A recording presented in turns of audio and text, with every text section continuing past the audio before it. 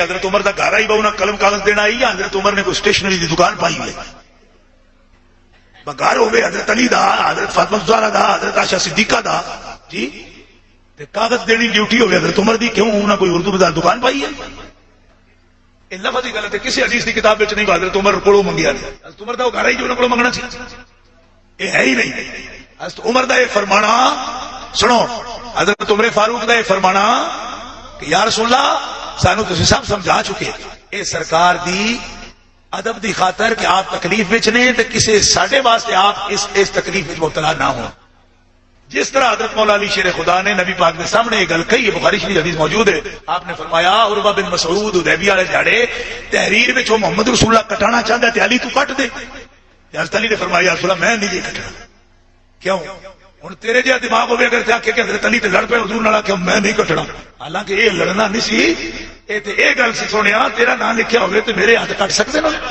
اس تحریر نو مٹا سکتے یہ اس طرح کی گل ہے جی حضرت عمر نے کی تھی یا رسول اللہ اس تکلیف کے عالم دے اندر 23 سال پڑھایا جی اجے بھی نہیں سمجھے تیرا کدو سمجھا اس معنی نہیں میں کاغذ نہیں دینا اور یہ دلیل یہ کہ حضرت عمر نو انکار دی لوڑ ہی نہیں کیونکہ گھر ہی نہیں انہاں دا جی وہ کہہ بھی چکے کہ مولا علی دے ہاتھ کہیں پھدے نے کاغذ قلم لے آندے تے دیندے اور دوجا شیعہ نو میں یہ گل کہنا چاہنا میں معتبر روایتیں پڑھ چکا کہ حضرت عائشہ نال سرکار پہلو یہ گل کر چکے سن کہ میں لکھ کے دیاں گا ابو بکر واسطے اور یہ کتنے بیان ہے سورہ تحریم دے اندر اذا سر النبی الی بعض ازواجہ حدیثا یہ قرآن دی آیت وچ ہے کہ حضرت عائشہ نال سرکار وعدہ کر چکے سن کہ ابو بکر واسطے لکھا گا تو تے شکر کر باو ورنہ لکھن نہیں دیتا ورنہ تیری ران دی گنجائش میں پاٹ جانی آئی ساری کیونکہ جب ابو بکر واسطے لکھ جاندے تاکہ تیرا گزارا ہی کوئی نہیں سی لکھنا آنے کیوں اذا سر النبی سورہ تحریم اٹھا کے ذرا تفسیر پڑھیا جائے وہ کیڑی گل سی جڑی حضرت عائشہ نے دسی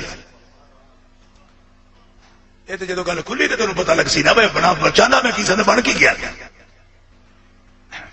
حضرت عائشہ کو نبی پاک نے طلاق دے دی تھی کہ تو پڑھی آج کا اہل سنت بھائی تم بھی وہاں پہ نہیں تھے فرقے بنے ہی نہیں تھے جب تم بنے ہی نہیں تھے تو اس کا مطلب کہ آج جو گمراہ ہو رہا ہے ہم تو وہاں پر تھے ہی نہیں وہاں پر تو کچھ اور لوگ موجود تھے جنہیں نبی نے کہا تھا اگر تم نے نہ لکھوایا تو تم گمراہ ہو جاؤ گے اس کا مطلب وہ گمراہ ہوئے تھے کاغذ قلم نہ دینے کی وجہ سے قیامت تک امت گمراہ ہوگی ان کی وجہ سے یہ حدیث جو آئی ہے یہ پہنچی ہے عبداللہ ابن عباس سے عبداللہ ابن عباس کوئی عام صحابی نہیں مفسر قرآن ہے رسول اللہ نے ان کی شان میں بہت سی حدیث بھی بیان کی ہوئی ہے عبداللہ ابن عباس اس کا مرکزی راوی ہے اس کے بعد سعید ابن جبیر نے بھی لی ہے عبداللہ ابن مسعود نے بھی لی ہے مختلف راوی ہے عبداللہ ابن عباس کہتا ہے کہ وہ اپنی زندگی میں کہا کرتے تھے یوم الخمیس ما یوم الخمیس ہائے جمعرات کا دن ہائے وہ جمعرات کا دن بخاری کہتا ہے صحیح بخاری میں بالکل انہی الفاظ کے ساتھ ہے کہ جب عبداللہ ابن عباس کہتے جمعرات کا دن یوم الخمیس ما یوم الخمیس جمعرات کا دن ہائے جمعرات کا دن یہ کہہ کے وہ روتے اتنا روتے کہ زمین پر پڑے ہوئے کنکر ان کے آنسوؤں سے تر ہو جاتے جب وہ اس شدت کے ساتھ روتے اور پھر مختلف لوگ جو ان کے پاس بیٹھے ہوتے انہوں نے اس روایت اس حدیث کو نقل کیا کہ وہ کہتے ہیں کہ ہائے کاش میں اپنی زندگی میں وہ جمعرات نہ دیکھتا کہ جب رسول اپنے حجرے میں شدت مرض میں تڑپ رہے تھے اور رسول نے اپنے حجرے میں کہا تھا کہ آؤ میں تمہیں کچھ لکھ دوں کاغذ اور قلم لے کے آؤ سنیے گا حدیث کاغذ اور قلم لے کے آؤ قلم اور کرتاس لے کے آؤ تاکہ میں تمہیں کچھ لکھ دوں تاکہ تم میرے بعد گمراہ نہ ہو جاؤ لفظ ب لفظ بخاری سے حدیث لے کے پڑھ رہا ہوں جس کو چاہیے حوالہ میرے پاس اس وقت بھی ڈیجیٹل لائبریری میں فون میں موجود 7 مقامات میں صحیح بخاری میں مسلم میں جتنی کتابیں چاہو گے اس میں لکھا ہوا ہے رسول اللہ نے کہا کہ مجھے کاغذ اور قلم دو میں تمہیں کچھ لکھ دوں تاکہ ایک ایک لفظ پہ غور کرنا تاکہ میرے بعد تم گمراہ نہ ہو جاؤ عبداللہ ابن عباس کہتا ہے کہ جو ہی رسول نے یہ لفظ کہا تو حجرے میں جو موجود لوگ تھے ان میں اختلاف پیدا ہو گیا میں نے کل کی مجلس میں کہا تھا اختلاف نبی کی زندگی میں ہوا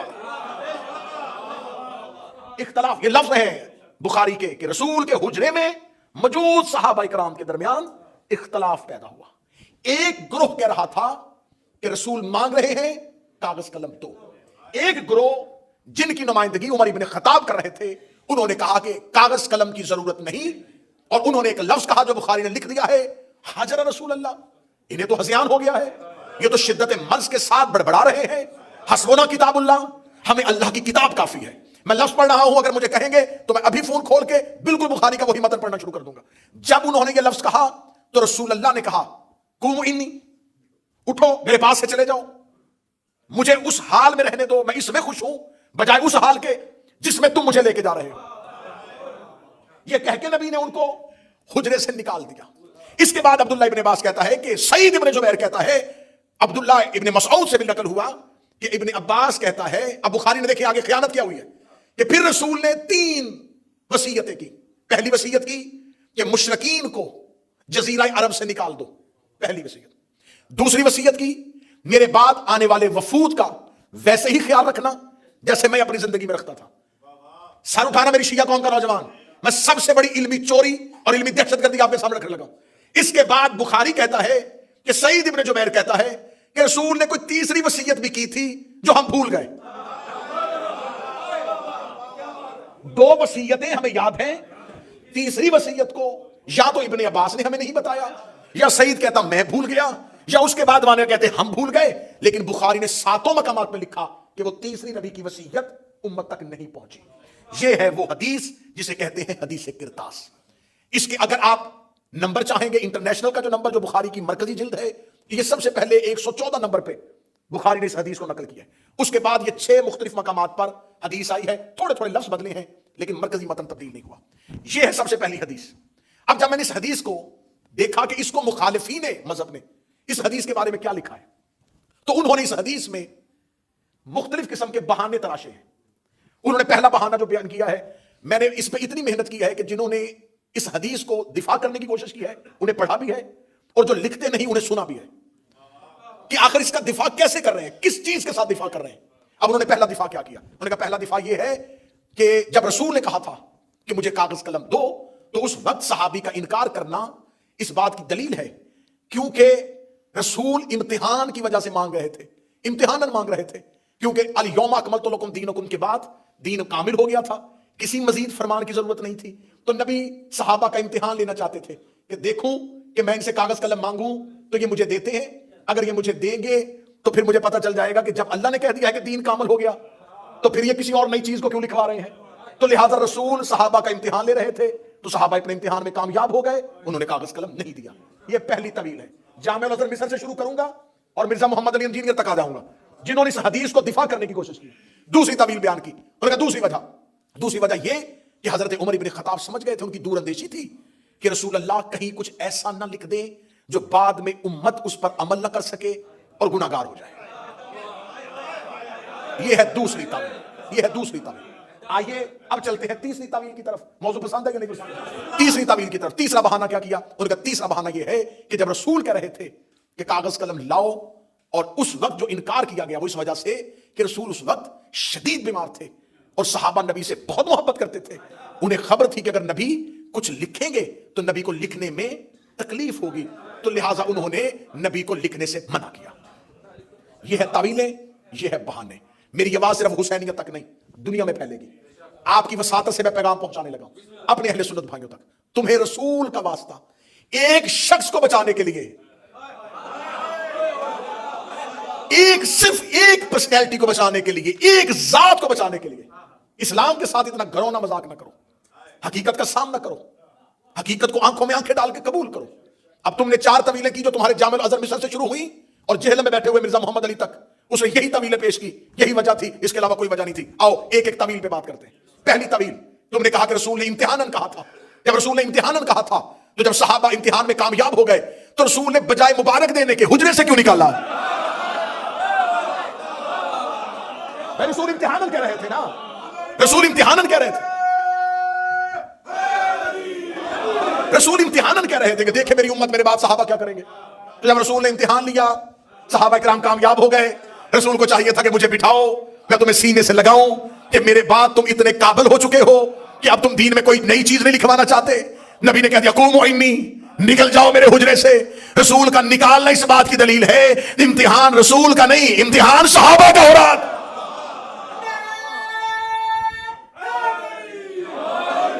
اب اس حدیث کو، اور میں جب اس پہ پورا تیار کر رہا تھا کہ اس حدیث کو ہم نے کیسے دفاعی پوزیشن پہ آ کے اس کا سامنا کرنا ہے، تو میں سب کو سن رہا تھا، تو مجھے ایک یوٹیوبر اسکالر ہے مرزا محمد علی، اس نے اپنے اس حدیث پہ بحث کرتے ہوئے قبلہ کہا کہ یہ وہ ہڈی ہے حدیث کرتاس جسے نہ اہل سنت نگل سکتے ہیں نہ اگل سکتے ہیں.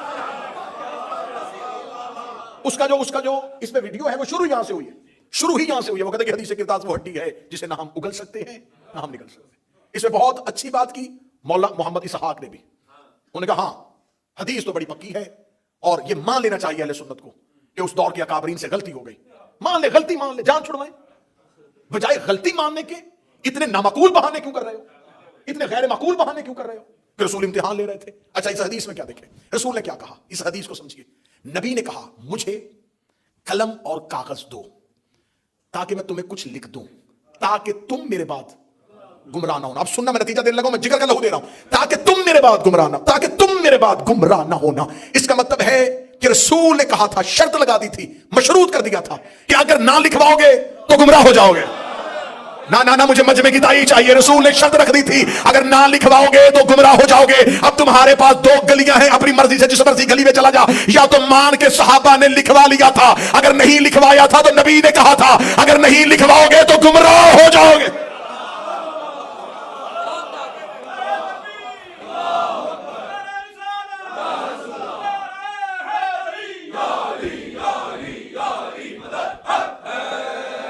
اگر نہ لکھواؤ گے تو گمراہ ہو جاؤ گے. اس کا مطلب ہے کہ جو اس وقت موجود تھے, حاضر تھے, رسول انہیں کہہ رہے ہیں اگر تم نے نہ لکھوایا. نہیں میں کائنات کے سب سے بڑے نبی کی حکمت پڑھ رہا ہوں. نبی نے فرمایا اگر تم نے نہ لکھوایا تم گمراہ ہو جاؤ گے. اس کا مطلب کہ آج تک امت میں جو گمراہ ہو رہا ہے, کیونکہ ہم تو وہاں تھے ہی نہیں.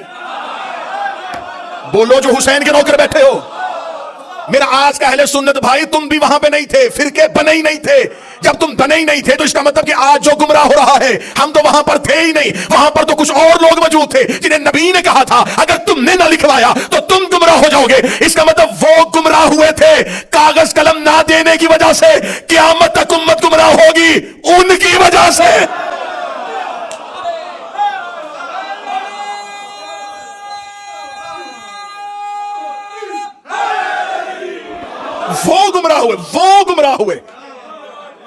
وہ گمراہ ہوئے انکار کی وجہ سے. اب جو گمراہ ہوگا, نہ ہم سے نبی نے مانگا. قیامت والے دن اللہ کسی گمراہ کو جہنم میں پھینکے گا تو وہ کہہ دے گا میرے اللہ میرا کوئی قصور نہیں ہے, کاش میرے تک وہ تحریر آ جاتی. اللہ کہے گا تجھ تک تحریر آئی نہیں تو پھر اسے مانا کیوں تھا جس نے تحریر کا انکار کیا تھا. امت گمراہ.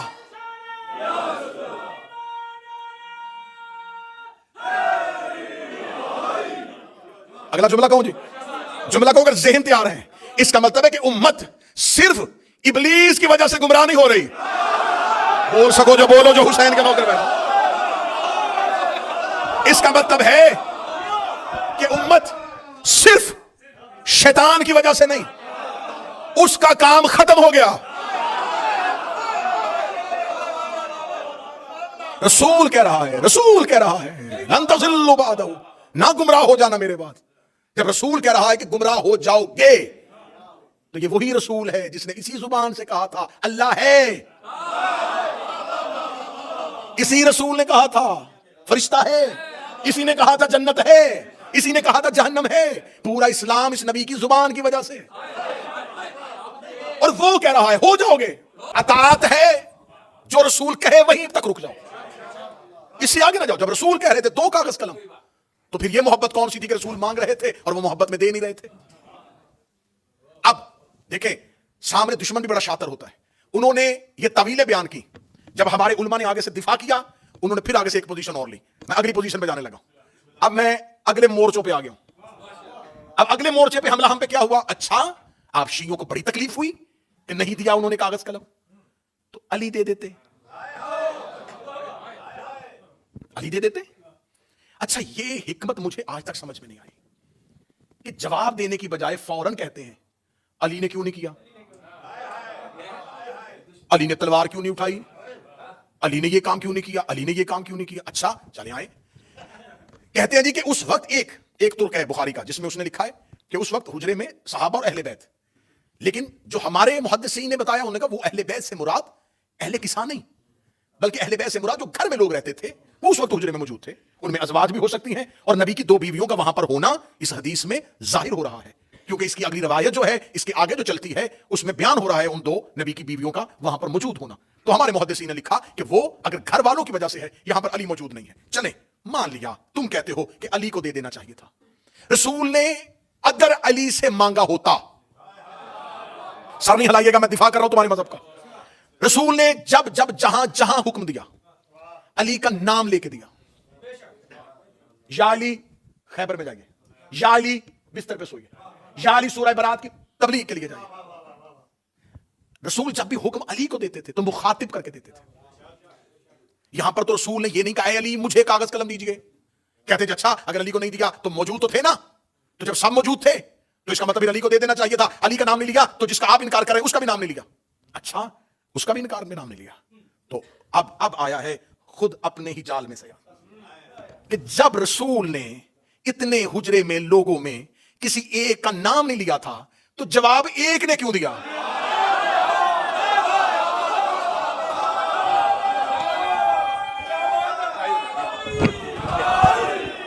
جواب ایک نے کیوں؟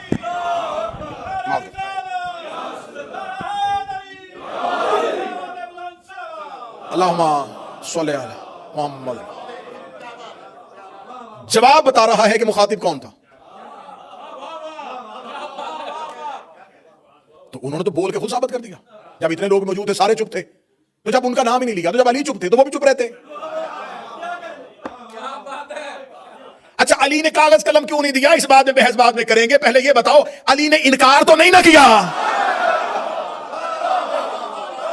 مولا علی نے معاذ اللہ نبی پہ ہذیان کی تہمت تو نہیں لگائی, تو یہ انکار کیوں کیا گیا؟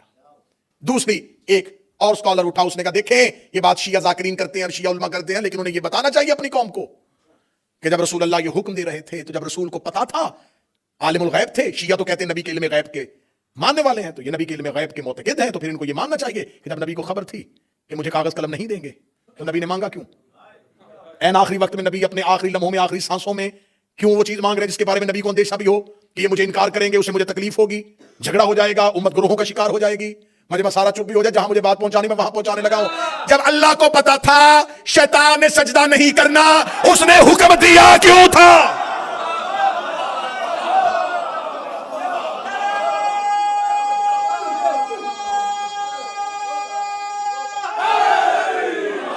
ہم نبی کا علم غیب میں بعد میں آئیں گے کہ نبی کا علم غیب جو ہے وہ کوئی فرقہ مانتا ہے, کوئی فرقہ نہیں مانتا, لیکن اللہ کو عالم الغیب, ہر لا الہ الا اللہ پڑھنے والا مانتا ہے کہ اللہ غیب کا عالم ہے, اللہ غیب کا علم رکھنے والا ہے, وہ غیب کے سارے پردوں سے واقف ہے, وہ غیب سے سارے رازوں سے واقف ہے. جب اللہ کو پتا تھا کہ فرشتوں کی محفل میں ایک ایسا بیٹھا ہے جس نے انکار کر دینا ہے, تو اللہ نے سجدے کا حکم کیوں دیا تھا؟ اللہ کو پتا تھا کہ اس کے دل میں آدم کا بغض ہے, اس کے دل میں آدم کے لیے نفرت ہے. اللہ کو پتا تھا کہ جب تک میں آدم کی خلافت کا اعلان نہیں کروں گا اس کی دل کی منافقت زبان پہ نہیں آئے گی. اللہ نے آدم کی خلافت کا اعلان کیا تاکہ منافقت باہر آئے. نبی نے کاغذ قلم مانگا تاکہ منافقت باہر آئے.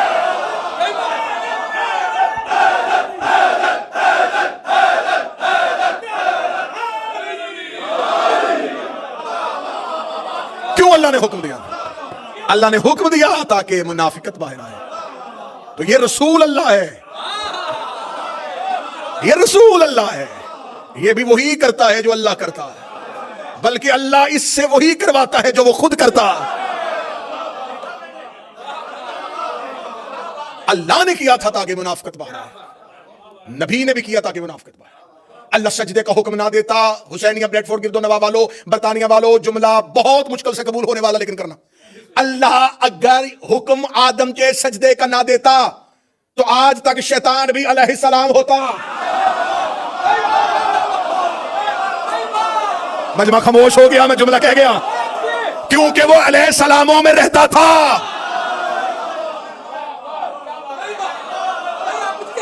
اگر اللہ حکم نہ دیتا وہ آج تک نہ ہم سے پکڑا جاتا. اللہ نے حکم دیا تاکہ علیہ السلاموں میں ایک لعنت اللہ باہر آئے. تو یہ تو توحید کا منشور ہے, یہ تو الہی نصب العین ہے, یہ تو دستور الہی ہے کہ وہ مجرم کو ہمیشہ ایسے ہی پکڑتا ہے. پھر رسول نے کہا کہ میں تمہیں لکھ دوں تاکہ تم میرے بعد گمراہ نہ ہو جاؤ. اچھا علی نے کیوں نہیں لکھوایا؟ علی کو گمراہی کا خطرہ ہوتا تو لکھواتا.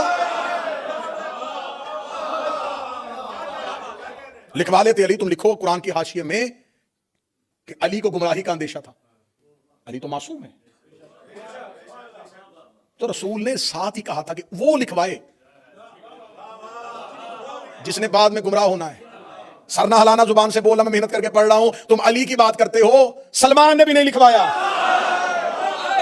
عمار نے بھی نہیں لکھوایا, مقداد نے بھی نہیں لکھوایا. جب ڈاکٹر نسخہ لکھتا ہے تو بیمار ہاتھ آگے کرتا ہے. ڈاکٹر ایک مریض کو نسخہ لکھ کے دے رہا اور ساتھ ایک صحت مند بیٹھ کے کہے ایک کاپی مجھے بھی دے دے. یا وہ کھانستا ہوا مریض اس صحت مند سے کہہ دے اچھا موقع ہے, لکھ رہا ہے تو بھی لکھوا لے. وہ کہے گا میں لکھواؤں کیوں, مجھے مرض ہی کوئی نہیں, تاکہ تم میرے بعد گمراہ نہ ہو جاؤ. یہ پہلی حدیث میں نے پڑھ دی, یہ حدیث کرتاس ہے. دوسری حدیث پھر لکھ دی بخاری نے. اب میں کیا کروں, نبی سے لکھوائی نہیں اور صحیح بخاری میں 7 دفعہ لکھ دی. نبی سے قبلہ راوی صاحب نبی سے ایک بار نہیں لکھوائی. اللہم صلی علی, نبی سے ایک دفعہ نہیں لکھوائی اور بخاری میں بار بار لکھ دی. چلے میں, کیونکہ یہ ویڈیو کیمرے کی موجودگی میں بات ہو رہی ہے, تو یہ جو حدیث کرتاس ہے یہ بخاری میں پہلا اس کا حدیث نمبر 114 3168 دوسری جگہ پہ آئی, 4431 تیسری جگہ پہ آئی, 4432 چوتھی جگہ پہ آئی, 7366 یہ پانچویں جگہ پہ آئی ہے, 3053 اور 5669 یہ ہے 7 وہ حدیثوں کا نمبر جس میں بخاری نے حدیث کرتاس کو لکھا. اب میں جو حدیث آپ کے سامنے پڑھنے لگا ہوں, اس حدیث کو پھر بخاری نے 6576 پہلا نمبر, 2367 دوسرا نمبر, 6582 تیسرا نمبر, 6585 6586 پہ بھی یہی, 6587 پہ بھی یہی, 7048 پہ بھی یہی, 7049 پہ بھی یہی اور 7051 پہ بھی یہی. یہ اگلی حدیث میں پڑھنے لگا ہوں. پہلی اتر گئی جی. رسول نے کہا لکھ دیں, انہوں نے کہا ہمیں نہیں لکھوانا. کیوں؟ حسبنا کتاب اللہ, ہمیں اللہ کی کتاب کافی. رسول نے ایک حدیث کہی ہے انی تارکن فیکم الثقلین, میں تمہارے درمیان 2 چیزیں چھوڑ کے جاؤں, کتاب اللہ و اطرتی اہل, ایک اللہ کی کتاب اور ایک میری اطاعت. اس حدیث کو بدلا نہیں. رسول نے کہا میں قرآن چھوڑ کے جا رہا ہوں اور سنت چھوڑ کے جا رہا ہوں. اچھا رسول چیزیں 2 چھوڑ کے جا رہے ہیں, قرآن اور سنت, اور جو حجرے میں شخص کھڑا ہے وہ کہہ رہا ہے ہمیں صرف قرآن چاہیے. اب تم نے حدیث تم نے بدلی, ہم نے نہیں بدلی.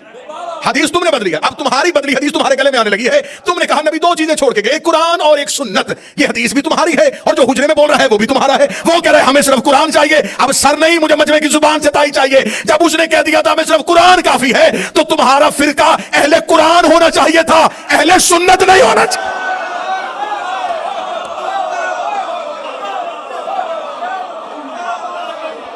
فرقے کا نام ہونا چاہیے تھا فرقہ اہل قرآن,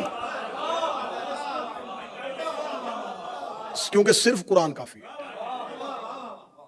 ہمیں صرف قرآن کافی ہے.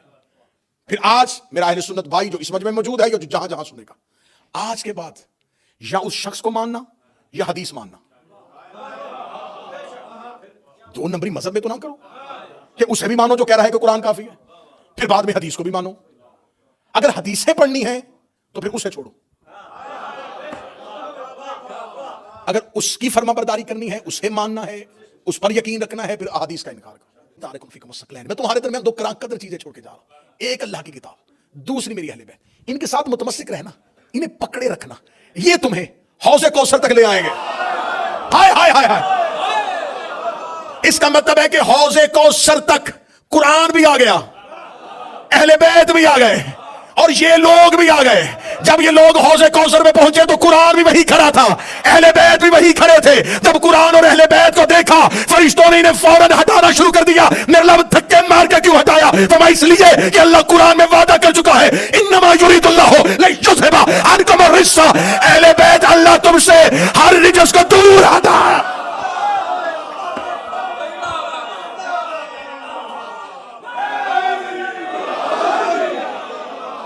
یہ ہے حوض کوثر. اس حدیث کو کہا حدیث حوض, حوض والی حدیث. حوض کہتے ہیں تالاب کو, اس چشمے کا نام کوثر نہیں ہے. ہاں ہاں ہاں سمجھنا, یہ ہے حوض کوثر, کوثر کا چشمہ. اس کا اپنا نام کوثر نہیں,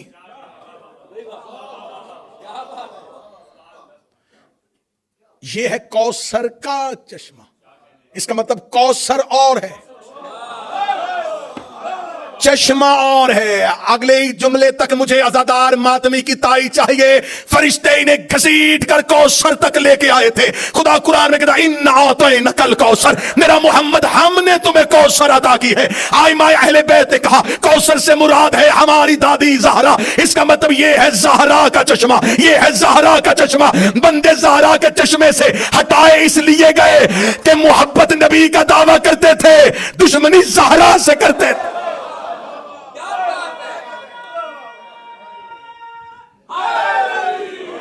جنہیں ہٹایا گیا وہ ڈائریکٹ زہرا کے دشمن تھے. اگلی سطر بھی تمہارا ہی حق بنتا ہے تمہیں ہدیہ کی جائے. حوض کوثر پہ جو ڈیوٹی کریں گے، حوض کوثر پہ نبی موجود ہوں گے. علی ساقی کوثر ہے، رسول اس چشمے پہ کھڑے ہوں گے، علی پلا رہے ہوں گے، حسنین دے رہے ہوں گے، مصطفیٰ بھی وہیں، مرتضیٰ بھی وہیں، حسنین بھی وہیں. 4 معصوموں کی ڈیوٹی ہے اس چشمے پہ.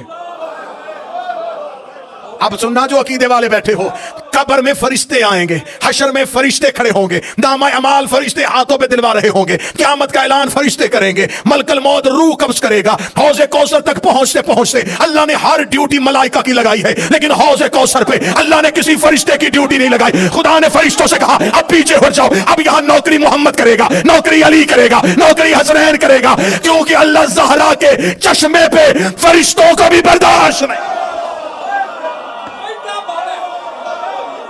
اللہ زہرا کے چشمے،